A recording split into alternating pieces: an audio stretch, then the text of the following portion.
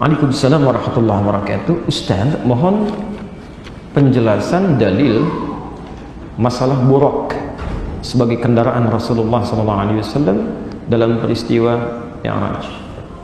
Baik, buraq. Apa itu buraq? Halo, apa itu buraq? Enggak usah ngarang. Enggak usah ngarang, kalau tidak tahu cukup katakan wallahu a'lam. Gitu aja, selesai, gampang. Ya. Apa itu buraq? Masya Allah, kok beda dengan yang tadi? Baik, karena minta dalil kita pakai dalil dulu ya, pakai dalil. 1 Quran surah 17 ayat pertama. Posisi paling kiri sebelah atas. Quran surah Al-Isra ayat pertama 1. Di sini belum ketemu kata buraq ya. Akar katanya di Quran surah kedua Al-Baqarah ayat 20. Posisi paling kiri juga sebelah atas, agak sedikit ke tengah. Ya kanul barqu yakhtafu absar. Sudah? Kemudian hadisnya, penjelasan jenis buraqnya di Al-Bukhari nomor hadis 3207, 3207. 3207. Ya. Berdoa dulu sama Allah ya, kalau mau nulis sesuatu, belajar sesuatu, minta supaya Anda diberikan ingatan yang kuat, bisa paham, bisa menyerap dengan baik, sehingga mudah untuk diamalkan ya. Jangan cuma asal tulis, supaya nanti Allah bimbing saat dibutuhkan bisa muncul. Ya, tadi masih ingat gak hadis tentang salat hajat? Berapa nomor hadisnya? 1384 ya kan? Yang benarnya, yang sahihnya 1385. Beda 2 nomor sama plat mobil di depan tuh sebelah kiri, 1387 FB ini sebelah situ tuh. Baik. Muslim, hadis Muslim nomor hadis 164.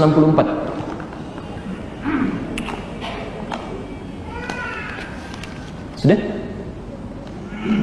Bismillah, kita jawab sekarang dengan dalilnya. Pertama kita ambil Al-Quran dulu tentang peristiwa buraq, yang mesti ada peristiwa dulu. Kalau nggak ada peristiwa bagaimana bisa muncul buraq, gitu kan? Baik. Quran surah ke-17 Al-Isra ayat pertama. Bismillahirrahmanirrahim. Subhanalladzi asra bi'abdihi layla. Awas poinnya, layla minal masjidil haram ilal masjidil aqsa alladzi barakna hawlahu linuriyahu min ayatina innahu huwas sami'ul basir.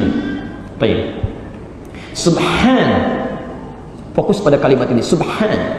Jika Anda temukan kalimat subhan dalam bahasa Arab, terkhusus dalam Al-Quran apalagi hadis, ini artinya kalimat yang dimunculkan, dihadirkan untuk menolak anggapan yang bertentangan dengan keagungan dan sifat Allah Subhanahu wa ta'ala. Jadi kalau ada orang-orang yang mengeluarkan kalimat yang tidak sesuai isinya dengan keagungan dan sifat Allah, maka Anda ucapkan subhanallah. Sebaliknya, jika ada kalimat-kalimat yang keluar karena ada sesuatu yang menghadirkan keindahan, takjub, ya, luar biasa, itu ucapkan Masya Allah. Jangan ditukar. Masya Allah. Ya. Quran surah ke-18 ya, dari ayat 33 sampai 35 itu posisi paling kiri di pertengahan ya.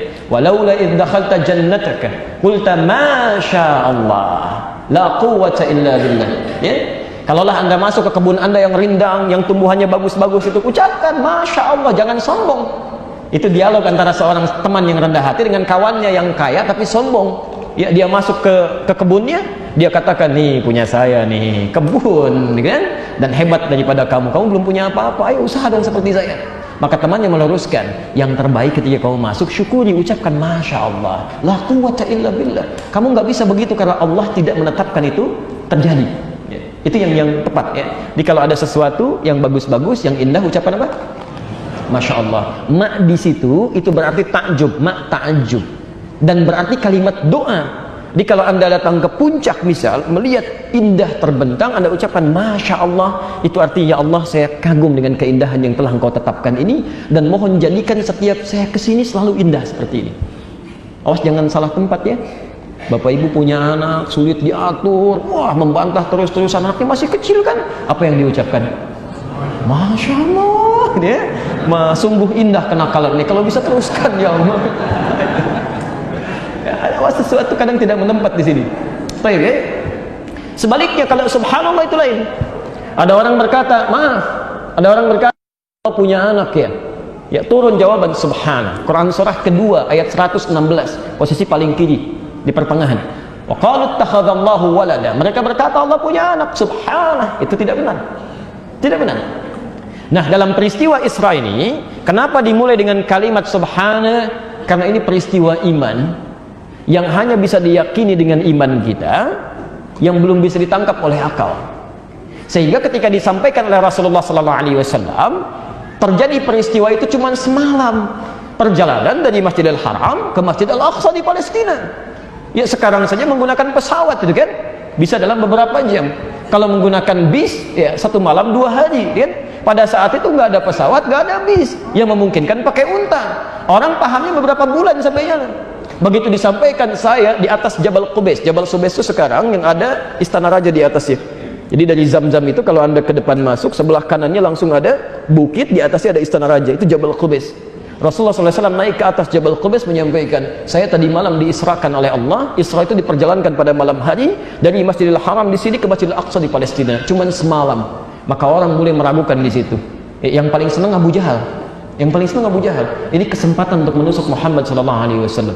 Maka disampaikan, nah terbuktikan sekarang Muhammad itu bagaimana selama ini, maaf, mengibuli kita semua. Gak mungkin itu bisa terjadi, ya saudara-saudara, macam-macam. Akhirnya yang tadinya ragu-ragu menjadi semakin ingkar pada Nabi, yang ingkar menjadi semakin marah pada Nabi, yang yakin pun menjadi ragu kepada Nabi SAW. Kata Abu Jahal, tinggal 1 orang lagi. Kalau 1 orang ini bisa sama menolak klaimnya Muhammad SAW, maka selesai dakwah Islam di kota Makkah ini.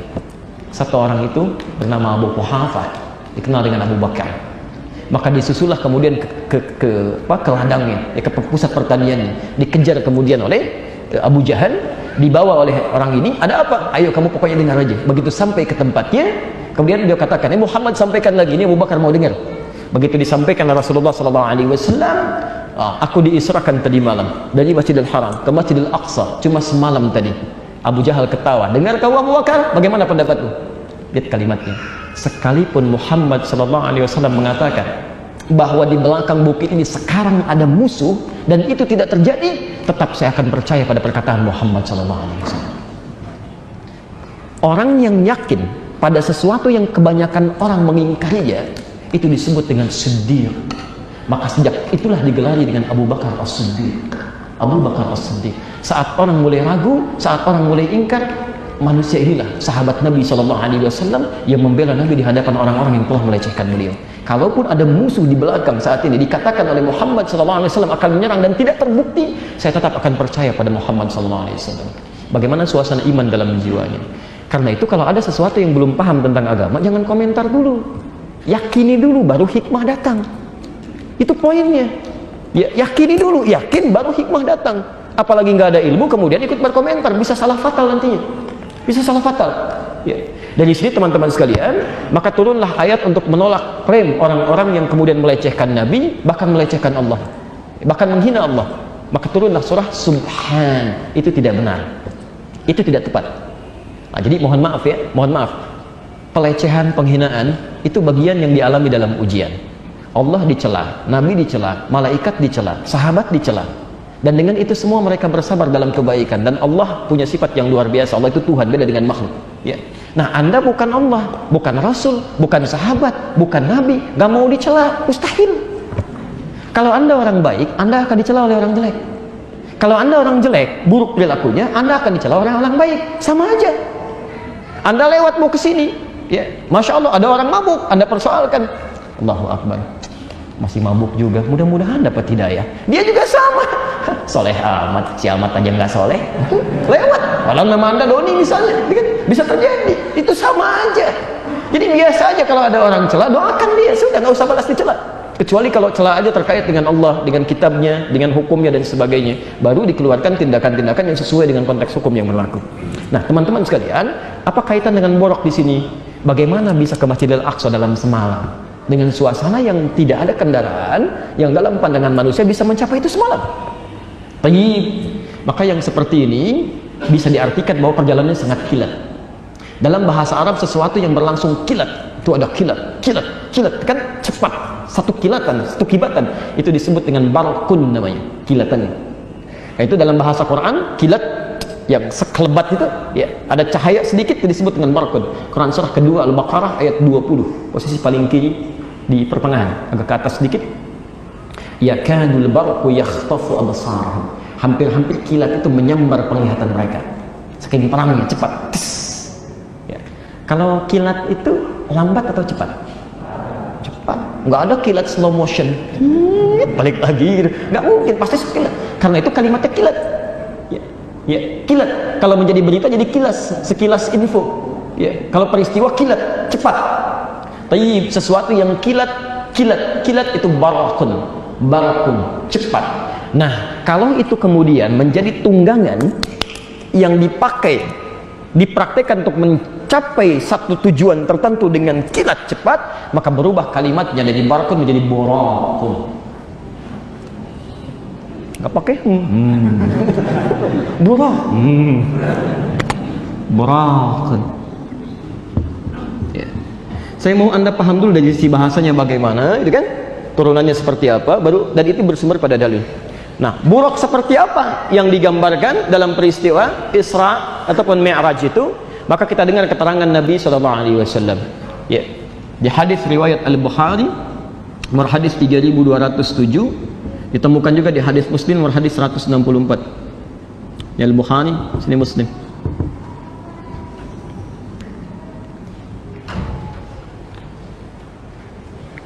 Nabi SAW menyampaikan, uritu bidabbatin, saya diperlihatkan dan dipersiapkan satu hewan tunggangan, madunal bighal, yang bukan bighal itu campuran antara kuda dengan keledai, ya, peranakan kuda dengan keledai, jadi menghasilkan satu hewan yang cukup tangguh tapi tidak terlalu perawakannya seperti kuda, tidak juga rendah seperti keledai. Madunal bighal, ya, bukan bighal, kuda paling hebat ya pada masanya. Wa fauqal himar, ya, dan yang lebih besar dibandingkan dengan keledai. Jadi tidak setinggi bighal, tidak juga serendah keledai. Disebut oleh Nabi SAW al-buraq, disebut dengan buraq. Bagaimana taunya buraq ini kalau beraktivitas? Dijelaskan di hadis Muslim nomor hadis 164. Maka dia bergerak sekelebat pandangannya. Jadi begitu melihat sampai situ. Ya, misal dari sini melihat pintu gerbang, ya begitu melihat sampai di pintu gerbang. Melihat lagi sampai ke galaksi misalnya kan, sampai ke gapura galaksi, sampai sana. Jadi disebut buraq karena kilatannya akan sampai pada tujuan hanya sebatas penglihatan saja. Jadi begitu sampai, begitu lihat, sampai. Ya, itu yang disebut kan buraq. Dan itu perkara keimanan. Ya. Oh, masa sih? Nggak usah pakai masa. Kalau iman itu yakin dulu, baru hikmah datang. Ya, nanti melihatnya di akhirat akan ditampakkan pada kita, insya Allah. Ya, silakan mau naik buruk, mau naik macam-macam. Yang penting masuk surga dulu dah. Itu dulu ya. Itu dulu.